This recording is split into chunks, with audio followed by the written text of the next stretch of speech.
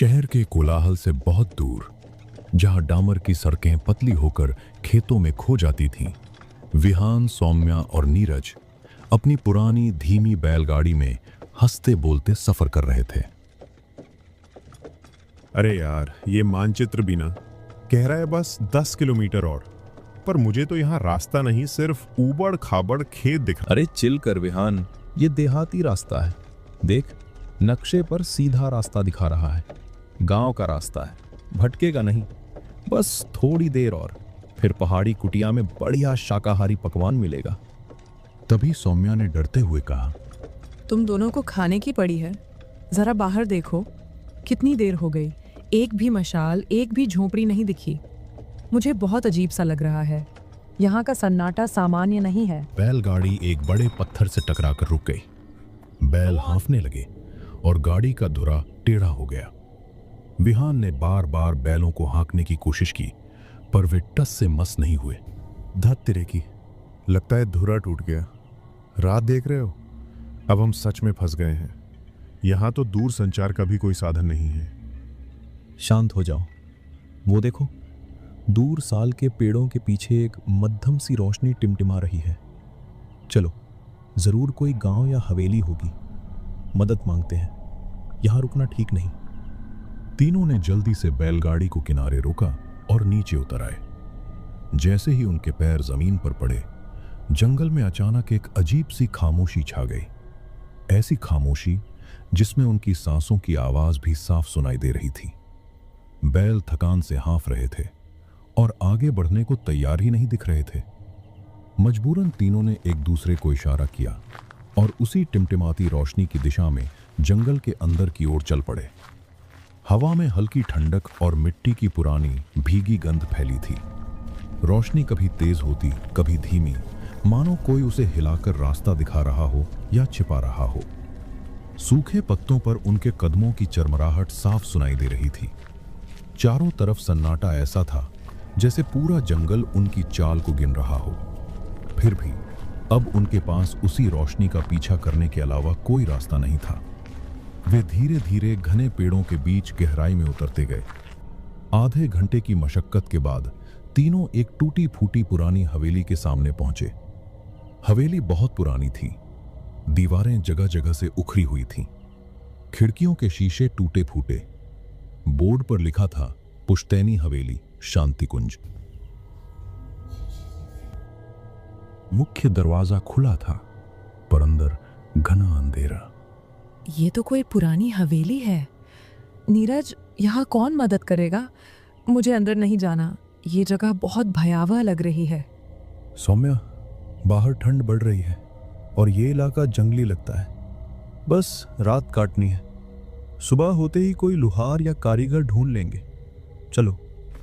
वे तीनों हवेली के अंदर चले गए।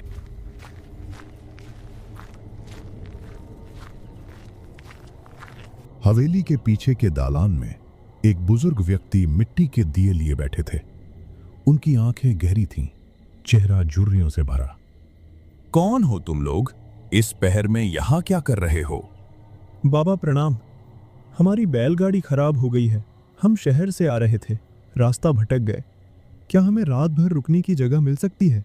बस सुबह तक। रुक तो सकते हो बच्चों, पर यह जगह ठीक नहीं है। ये हवेली रात में अकेली नहीं रहती। मतलब यहाँ और कौन है? भटकती आत्माएं रहती हैं। बाबा ने उन्हें हवेली के एक छोटे कमरे में बिठाया। फर्श पर पुरानी चटाई बिछी थी। दीवार पर पुरानी तस्वीरें राजा महाराजाओं की, पर सब धुंधली। बाहर हवा जोर से चल रही थी। पेड़ों की शाखें खिड़कियों से टकरा रही थी। भटकती आत्मा? वो क्या होता है बाबा? कोई डाकू? डाकू नहीं बेटा। 70 साल हो गए। यहां एक मालकिन थी, श्रीमती रमा देवी। बहुत कठोर थीं। एक दिन प्रेम नाम के सेवक ने गलती की। उन्होंने उसे अमानवीय सजा दी, बहुत यातना दी। सेवक उसी रात हवेली के तहखाने में कूद गया। तब से। अरे बाबा, आप भी क्या बातें करते हैं? भटकती आत्मा, ये सब 70 साल पुरानी बातें हैं। हम शहर के लोग हैं, हमने तर्क पढ़ा है। ये भूत प्रेत सिर्फ किताबों की कहानियों में अच्छे लगते हैं। दिए की लौ हिली। अचानक बाहर से एक आवाज आई, जैसे कोई बच्चा, सेवक का बेटा, सिसक रहा हो। ये क्या था बाबा? बाहर कोई रो रहा है। साफ आवाज आई। वो वही है। रात गहरा रही थी। बाबा ने कहा कि वो बाहर आंगन में पहारा देंगे। तुम तीनों कमरे से बाहर मत निकलना, चाहे कुछ भी हो जाए। इतना कहकर बाबा वहां से चले गए। तीनों कमरे में अकेले थे। मुझे यहाँ एक पल भी नहीं रुकना है। अजीब सी घुटन हो रही है। तुम्हें नहीं लग रहा? सोने की कोशिश कर सौम्या, बस कुछ घंटे और, सुबह होते ही हम निकल जाएंगे। ये सब बाबा की कल्पना है और कुछ नहीं। तभी दीवार पर एक छाया हिली। एक लंबा विकृत सा साया, जैसे कोई उनके बीच खड़ा हो। सौम्या की दबी हुई चीख निकली। वो देखो, दीवार पर कोई है। साया गायब हो गया। दीवार साफ थी, सिर्फ पुरानी धूल।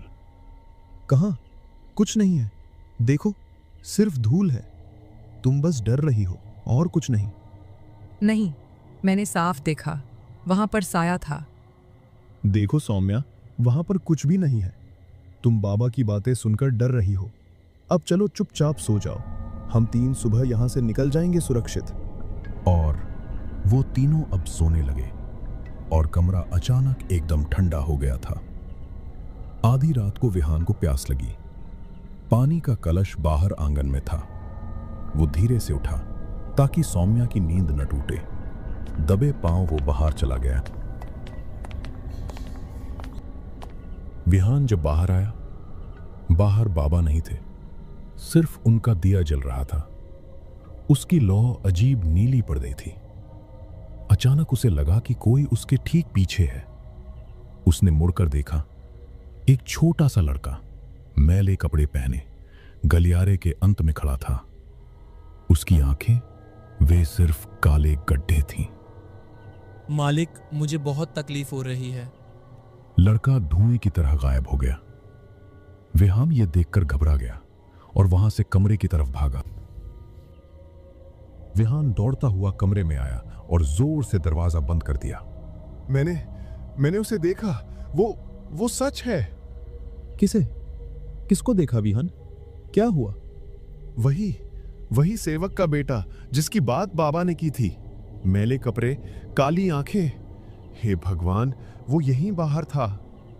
क्या क्या बकवास कर रहा है? तूने भी? बकवास नहीं है। उसने मुझसे बात की। कहा, मालिक, मुझे बहुत तकलीफ हो रही है। ठीक है। अब कोई बाहर नहीं जाएगा। हम सब जागते रहेंगे सुबह होने तक। तभी बाहर से फिर वही रोने की आवाज आई, पर इस बार ठीक दरवाजे के बाहर। सुबह होने में अभी देर थी। तभी दरवाजे पर धीमी दस्तक हुई। तीनों उछल पड़े। विहान ने हिम्मत करके दरवाजा खोला। बाबा के हाथ में एक पुरानी मुड़ी तुड़ी पांडुलिपि थी। ये लो, ये मालकिन रमा देवी की दैनंदिनी है। मुझे उनके पुराने बक्से से मिली। इसमें शायद उस रात का सच लिखा हो। पढ़ो, शायद समझ सको कि वो क्या चाहता है। वो तीनों चटाई पर बैठकर दैनंदिनी पढ़ना शुरू किया। दैनंदिनी में लिखा था, आज मैंने बहुत बड़ी गलती की। प्रेम को बहुत मारा। वो रोता रहा, कहता रहा, मेरी गलती नहीं है। मैंने गुस्से में कहा, तहखाने में जाकर सोचो। वो गया। सुबह उसका शरीर नीचे था। मैंने किसी को नहीं बताया कि मैंने उसे तहखाने में भेजा था। सौम्या की आंखें नम हो गईं। ये तो बहुत भयानक है। मतलब बाबा, ये सब सच है? वो सेवक, वो मरना नहीं चाहता था। सच है बेटी। और अब वो आत्मा यहां भटकती है उस सेवक की, और कभी कभी उस मालकिन की भी, एक माफी के लिए, एक प्रायश्चित के लिए। बाहर कोहरा इतना घना हो गया था कि खिड़की के पार कुछ नहीं दिख रहा था। तभी हवेली की पुरानी जंजीर अपने आप बजी। बस बहुत हो गया। मैं 1 मिनट और यहां नहीं रुकूंगा। हमें यहां से निकलना होगा, अभी, इसी वक्त। पागल हो गया है क्या नीरज? कैसे? बैलगाड़ी बाहर टूटी पड़ी है और इस अंधेरे कोहरे में कहाँ जाएंगे? बाहर निकलना ज्यादा खतरनाक है। वो सही कह रहा है बेटा, बाहर मत निकलना। सुबह गांव से कोई ना कोई जरूर आएगा, पर ये रात अभी बाकी है और ये सबसे मुश्किल घड़ी है। तीनों ने फैसला किया कि वे कमरे के अंदर ही रहेंगे, चाहे कुछ भी हो जाए। पर अब डर सिर्फ डर नहीं था, वो दहशत बन चुका था। तभी एक और आवाज आई, दैनंदिनी में जिक्र की गई दूसरी आवाज, जैसे कोई औरत गलियारे में चीख रही हो। प्रेम, कहाँ है मेरा प्रेम? किसमें छिपाया है उसे? मुझे मेरा सेवक वापस दो। सौम्या ने जोर से अपने कान बंद कर लिए। उसकी आंखें दहशत में फैली थीं। नहीं नहीं, प्लीज बस करो, हमें जाने दो, हमने कुछ नहीं किया। बाबा, इनसे कहो हमें जाने दें। रात का आखिरी पहर शुरू हुआ। दिए की लौ जो अब तक उनका साथ दे रही थी, जोर से फड़फड़ाई और बुझ गई। नहीं नहीं बाबा, दिया ये बुझ गई। कमरा अंधेरे में डूब गया। अचानक कमरे में बर्फीली ठंडक बढ़ गई, इतनी कि उनके दांत किटकिटाने लगे। और फिर एक सिसकी जो विहान के कान के ठीक बगल में सुनाई दी। भैया, मेरे साथ खेलोगे? मैंने सुना, उसने मेरा नाम लिया। उसने कहा, भैया खेलोगे? नीरज, वो मेरे सामने था, ठीक मेरे चेहरे के सामने। छोटा सा, पर उसकी आंखें, भगवान, वो आंखें नहीं थी, वो सिर्फ काले गड्ढे थे। शांत रहो। देखो, ये सब हमारा दिमाग खेल रहा है। अंधेरा है, हम डरे हुए हैं, बस हम तीन हैं, कुछ नहीं होगा। वहम? तुझे ये वहम लगता है? बाबा ने साफ कहा था, भटकती आत्माएं दोनों आते हैं। सेवक और मालकिन एक दूसरे को ढूंढते हैं। ये वहम है क्या? बच्चों सुनो, अब पीछे हटना नामुमकिन है। रात का तीसरा पहर शुरू हो चुका। ये वो वक्त है जब भटकती आत्मा सबसे ताकतवर होता है। मैंने चटाई के नीचे हल्दी की लकीर डाल दी है। कुछ भी हो जाए, इस घेरे से बाहर कदम मत रखना, ये तुम्हें बचाए रखेगा। बाबा, हमें ले चलो यहां से प्लीज। कोई और रास्ता होगा? पीछे का द्वार, हम खेतों से निकल जाएंगे। खेतों में धुंध है, वो धुंध जिंदा है। उसमें कदम रखोगे तो सुबह तक गांव के लोग तुम्हें ढूंढते रहेंगे। अचानक हवेली की घंटी फिर बजी। इस बार 3 बार, धीरे धीरे, जैसे कोई उसे हाथ से खींच रहा हो। इसमें लिखा है, जब घंटी 3 बार बजे, मतलब प्रेम आंगन में है। वो हमें बुला रहा है। तो चलो, मैं ऐसे छुपकर नहीं बैठ सकता। अगर वो बस एक सेवक है तो मैं उससे बात करूंगा। शायद वो बस डराने के बजाय कुछ कहना चाहता हो। पागल हो गए हो विहान, बाबा ने मना किया है, उस घेरे से बाहर नहीं जाना। मैं यहां बैठकर अपनी मौत का इंतजार नहीं करूंगा। अगर वो सेवक है तो मैं बात करूंगा। विहान गलियारे की तरफ चल दिया। अंधकारमय था। दीवारों पर पुरानी तस्वीरें अब हिलती हुई लग रही थीं। वो धीरे धीरे आगे बढ़ा, बाबा उसके पीछे पीछे। देखो बेटा, जमीन पर निशाना छोटे पैरों के गीले निशान, ये प्रेम के हैं। विहान ने देखा फर्श पर गीले पैरों के निशान, जैसे अभी अभी कोई पानी से निकला हो। यूं निशान सीधे दालान की ओर जा रहे थे। विहान अंदर घुसा। कमरे में ठंडक थी। बीच में एक छोटी सी चौकी पर प्रेम बैठा था। उसका सिर नीचे झुका हुआ था। मालिक, आप भी मुझे मारोगे? मालकिन ने कहा था अच्छे सेवक जिद नहीं करते, पर वो खुद मारती थी। नहीं प्रेम, मैं नहीं मारूंगा। बताओ, तुझे क्या चाहिए? मुझे माफी चाहिए मालकिन से। वो मुझे ढूंढती हैं हर रात, कहती हैं प्रेम कहीं भागा, पर जब मैं सामने आता हूं वो मुझे पहचानती नहीं। पीछे से बाबा ने विहान को खींचा। बात मत कर, मत छूना उसे। वो अब सेवक नहीं, वो भटकती आत्मा है। विहान पीछे हटा। प्रेम उठा और मुस्कुराया। विहान और बाबा दौड़ते हुए कमरे की तरफ भागे। विहान और बाबा दौड़ते हुए कमरे में वापस आए। दरवाजा बंद किया। मैंने उसे देखा, वो सच है। तभी बाहर से उस औरत की चीख आई। प्रेम, दालान में आओ अभी। साथ ही बच्चों की खोखली हंसी गूंज उठी। रुको, अगर प्रेम माफी मांगे तो मालकिन उसे ले जाएंगी, दोनों चले जाएंगे। विहान, हमें उन्हें मिलाना होगा, यही एक रास्ता है। गलियारे में सन्नाटा। फिर तीनों बाहर निकले। प्रेम, हम खेलेंगे, पर शर्त है, अपनी मालकिन को भी बुलाओ। दालान के बाहर मालकिन रमा देवी खड़ी थी। साड़ी फटी, बाल बिखरे, आंखें लाल और शरीर पूरा जला हुआ। कहाँ है मेरा प्रेम? तुम लोगों ने उसे छिपाया है? नहीं मालकिन, वो आपको ढूंढ रहा है। वो आपसे माफी मांगना चाहता है।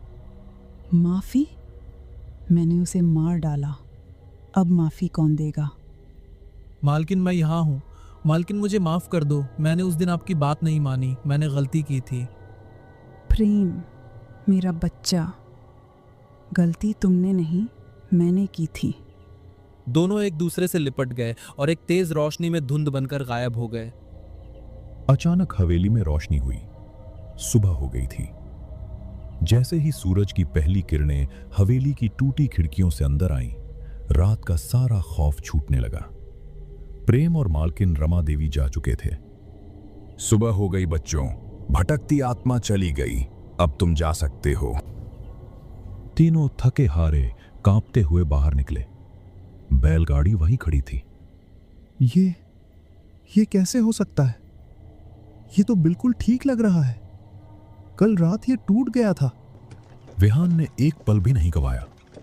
वो बैलगाड़ी पर बैठा, उन्हें हाँका। जो बैलगाड़ी रात भर बेजान पड़ी थी, वो एक झटके में चल पड़ी। विहान ने बैलगाड़ी तेजी से दौड़ा दी। किसी ने पीछे मुड़कर नहीं देखा। वे उस डरावनी हवेली को हमेशा के लिए पीछे छोड़ते हुए तेजी से शहर की पक्की सड़क की ओर बढ़ चले।